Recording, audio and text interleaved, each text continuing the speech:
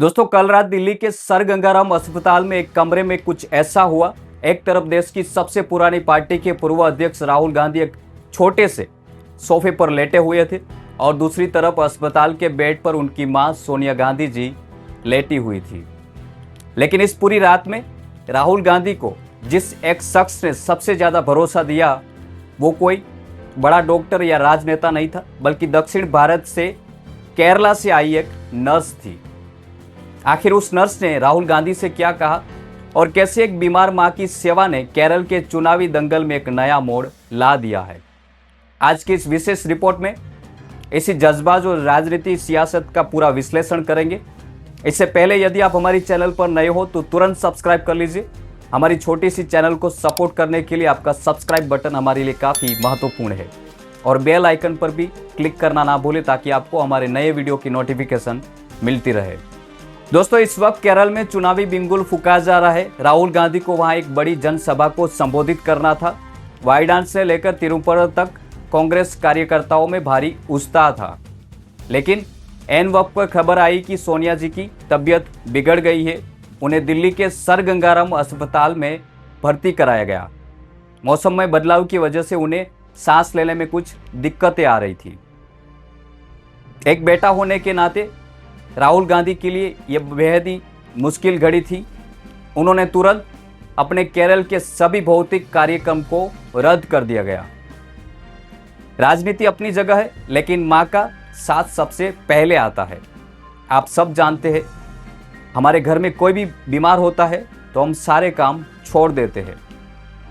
हालांकि राहुल गांधी ने अपने समर्थकों, जो भी समर्थक केरला में इंतजार कर रहे थे, उनको निराश नहीं किया।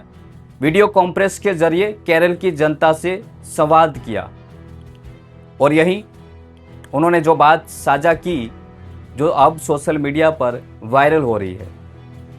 उनके कॉन्फ्रेंस की जो वीडियोस है वो सोशल मीडिया पर वायरल हो रही है। राहुल गांधी ने वीडियो कॉन्फ्रेंस में बहुत ही भावुक होकर जो बात कही वो काफ़ी सुनने लायक है। दोस्तों, राहुल गांधी ने वीडियो कॉन्फ्रेंस में बहुत ही भावुक होकर कहा, मैं वहां आना चाहता था लेकिन मां की तबीयत की वजह से रुकना पड़ा। कल पूरी रात में अस्पताल के एक कमरे में एक छोटे से सोफे पर लेटा रहा। दोस्तों, राहुल ने आगे जो कहा वो गौर करने वाला है।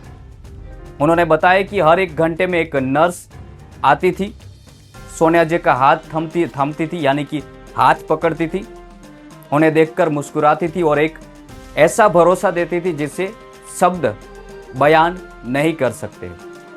जब राहुल ने उस नर्स से बात की तो पता चला कि वो केरल से है। दोस्तों, राहुल गांधी ने कहा कि जैसे ही मुझे पता चला कि वो केरल की बेटी है, मुझे इम्तिहान हो गया कि मेरी मां सुरक्षित हाथों में है। राहुल गांधी ने इस घटना को लेकर केरला की उस संस्कृति से जोड़ दिया जिसे सेकुलर फैब्रिक कहते हैं। उन्होंने कहा कि एक नर्स कभी मरीज का धर्म, उसकी जाति या उसकी अमीरी गरीबी नहीं देखती है, वो सिर्फ अपनी ड्यूटी करती है। वो वीडियो भी हम दिखाएंगे, आप देख लीजिए एक बार इस वीडियो राहुल गांधी का, उसमें उन्होंने क्या कहा है। Yesterday night, I was sleeping in my mother's room, in the hospital room, on a little sofa. എന്റെ അമ്മ അഡ്മിറ്റായ ആശുപത്രിയിലെ മുറിയിൽ ഒരു ചെറിയ സോഫയിൽ ഞാൻ എന്റെ അമ്മയോടൊപ്പം ഉറങ്ങുകയായിരുന്നു. And like any son, I was extremely worried about my mother's health. ഏതൊരു മകനെയും പോലെ ഞാനും എന്റെ അമ്മയുടെ ആരോഗ്യസ്ഥിതിയെ കുറിച്ച് അതീവ തരത്തിൽ ആശങ്കാകുലനായിരുന്നു. And the whole night, I was only comforted by one thing. രാത്രി മുഴുവൻ ഞാൻ സമാധാനം കണ്ടെത്തിയത് ഒരേ ഒരു കാര്യം ഓർത്തിട്ടായിരുന്നു. I was comforted by a nurse from Kerala who came in every hour to check on my mother. अब बात करते हैं सियासी गणित की। राहुल गांधी का यह बयान सिर्फ भावनात्मक नहीं था, इसके गहरे राजनीतिक मायने भी है। दोस्तों, केरल में इस वक्त कांग्रेस के लिए करो या मरो की स्थिति देखने को मिल रही है। प्रियंका गांधी जी असम में मोर्चा संभालते हुए है, तो राहुल गांधी खुद केरल को अपनी कर्मभूमि मानकर डटे रहे हैं। याद रखिए 2019 में अगर केरल ने साथ न दिया होता तो राहुल गांधी के लिए संसद की राह काफी मुश्किल हो जाती। कांग्रेस इस बार यूडीएफ गठबंधन के साथ 140 सीटों पर चुनावी लड़ रहा है, जिसमें 92 सीटों पर कांग्रेस खुद मैदान में उतर गई है। पिछली बार यानी कि 2021 में कांग्रेस को सिर्फ 21 सीटें मिली थी, जो एक बड़ा झटका माना जा रहा है।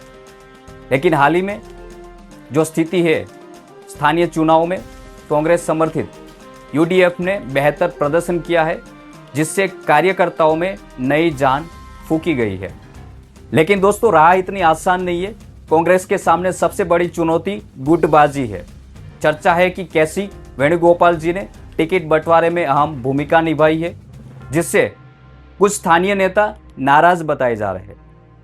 4-5 सांसद विधानसभा चुनाव लड़ना चाहते थे, जिन्हें राहुल जी ने अनुशासन बनाए रखने के लिए मना कर दिया है, जिसके कारण कुछ सांसद नाराज है।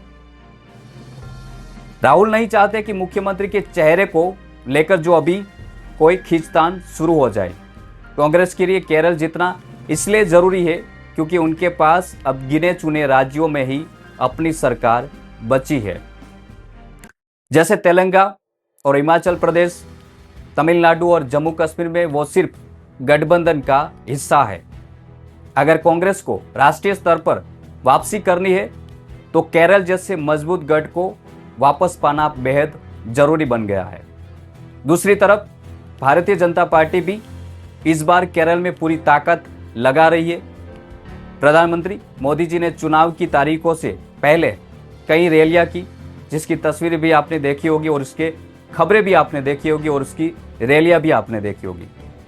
हालांकि लोकसभा में बीजेपी को केवल एक ही सीट त्रिशूल मिली ही, लेकिन उनका वोट शेयर बढ़ा है।